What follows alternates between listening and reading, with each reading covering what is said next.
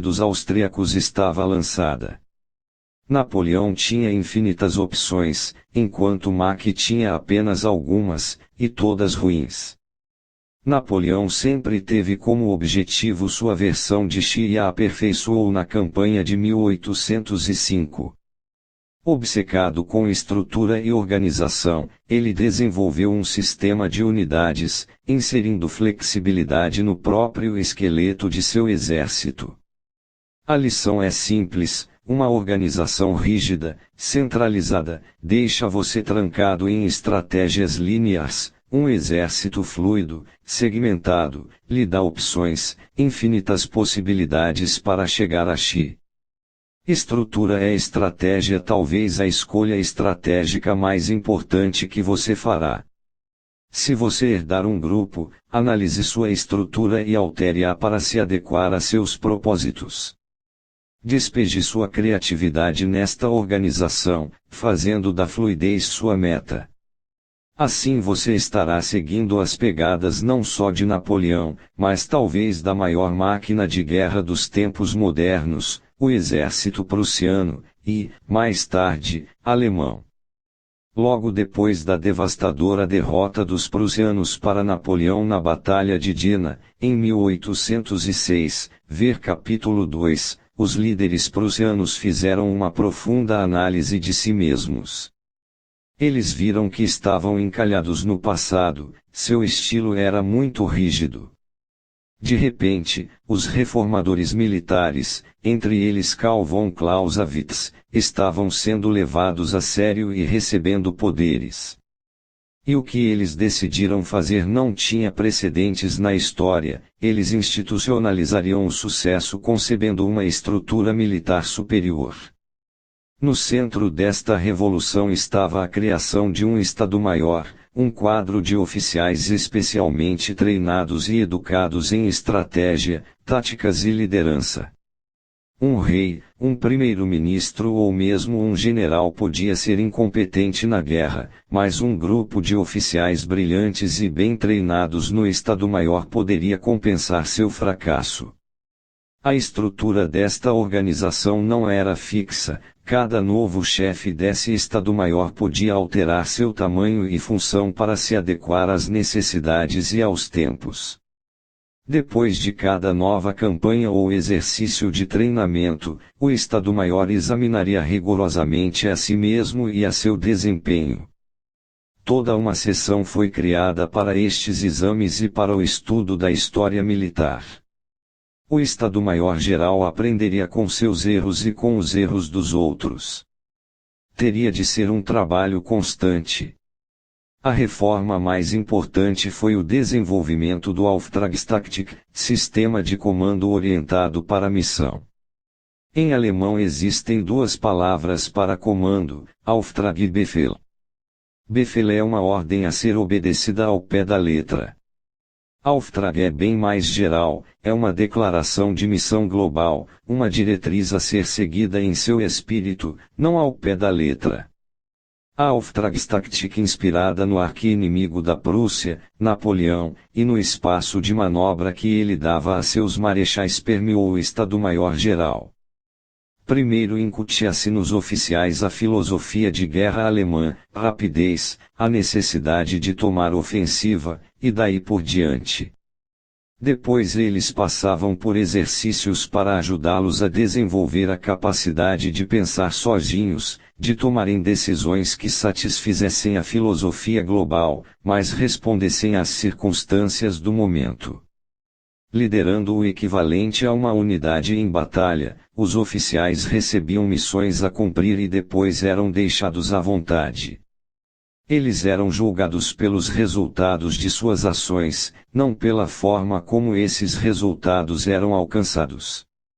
O Estado-Maior-Geral, com poucas interrupções, funcionou de 1808 até o final da Segunda Guerra Mundial. Durante esse período os alemães venceram regularmente outros exércitos no campo de batalha, inclusive os aliados na Primeira Guerra Mundial, apesar das graves limitações da guerra de trincheiras. O sucesso deles culminou na mais devastadora vitória militar da história moderna, a invasão Blitzkrieg, a Guerra Relâmpago, em 1940, na França e nos Países Baixos, quando o exército alemão foi muito mais rápido do que as rígidas defesas dos franceses. Foi a estrutura de seu exército e a utilização da Auftragstaktik que lhes deram mais opções e mais força potencial. O Estado-Maior-Geral alemão deveria servir de modelo organizacional para qualquer grupo que tivesse como objetivos mobilidade e profundidade estratégica. Primeiro, a estrutura do Estado-Maior era fluida, permitindo a seus líderes adaptá-la às próprias necessidades. Segundo, ela se examinava continuamente e se modificava de acordo com o que tinha aprendido. Terceiro, ela replicava sua estrutura pelo resto do exército, seus oficiais treinavam os oficiais abaixo deles e assim por diante.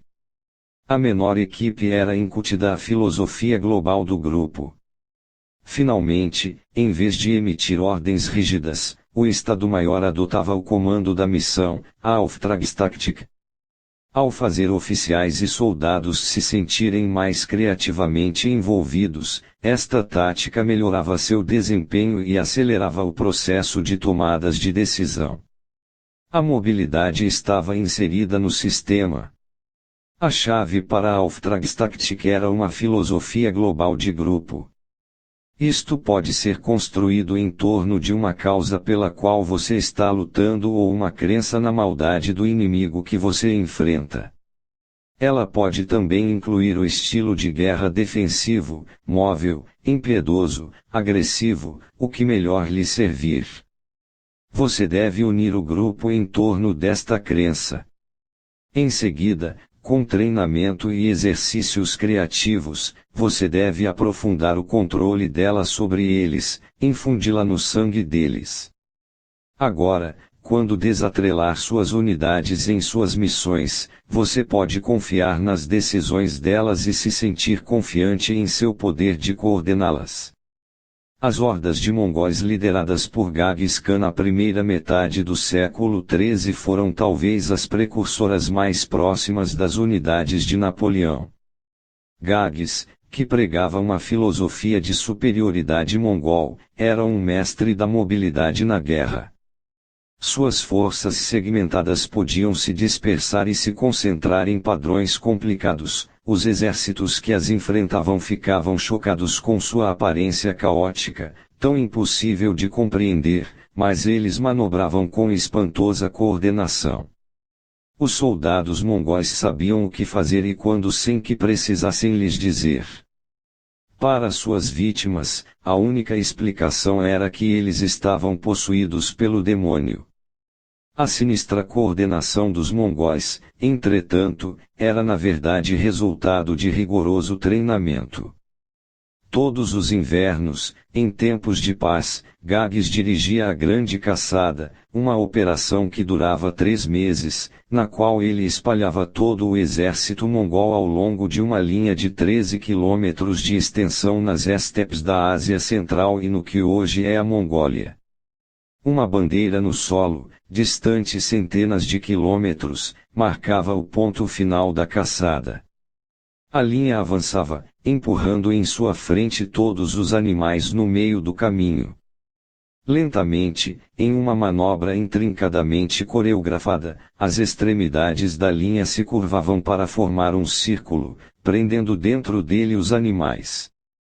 O ponto final da caçada formaria o centro do círculo. Conforme o círculo apertava, os animais eram mortos, os mais perigosos, os tigres, ficavam por último. A Grande Caçada exercitava a habilidade dos mongóis de se comunicar por sinais, de longe, para coordenar seus movimentos com precisão, saber o que fazer em diferentes circunstâncias e agir sem esperar ordens. Até a bravura se tornava um exercício, quando soldados individualmente tinham de capturar um tigre. Com a caçada e uma espécie de brincadeira, Gages podia instilar sua filosofia, desenvolver coesão e confiança entre seus homens, e apertar a disciplina de seu exército. Ao unificar suas próprias hordas, encontre exercícios para aumentar o conhecimento e a confiança mútua em suas tropas. Isto desenvolverá habilidades de comunicação implícitas entre elas e sua noção intuitiva do que fazer em seguida. O tempo então não será desperdiçado em infindáveis transmissões de mensagens e ordens, ou em constante monitoração de suas tropas no campo. Se você puder disfarçar estes exercícios como uma brincadeira, como na grande caçada, melhor ainda. Durante as décadas de 1940 e 1950, duas grandes organizações de beisebol se enfrentaram, a Boston Red Sox, criada em torno de Ted Williams, e a New York Yankees, com seu grande batedor Joe DiMaggio. O proprietário da Red Sox, Tom Yock, acreditava em mimar seus jogadores, criando um ambiente agradável para eles, desenvolvendo amizades entre eles. Um time feliz jogaria bem, ele pensava. Com este propósito ele saía para beber com seus homens, jogava cartas com eles, colocava-os em bons hotéis nas excursões. Ele também se metia em decisões administrativas, sempre de olho para melhorar as coisas para seus jogadores e deixá-los felizes.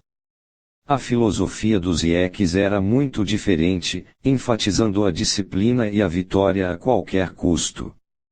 As peças separadas da organização não se metiam nos assuntos umas das outras, elas compreendiam o ethos do time e sabiam que seriam julgadas pelos resultados.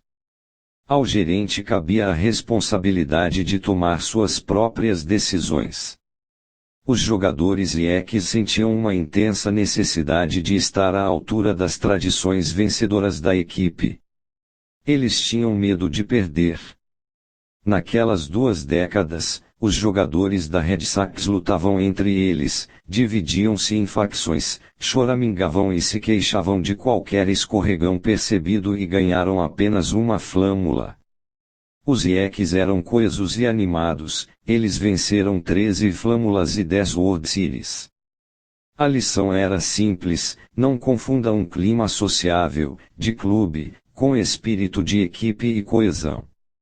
Mimar seus soldados e agir como se todos fossem iguais arruinará a disciplina e promoverá a criação de facções.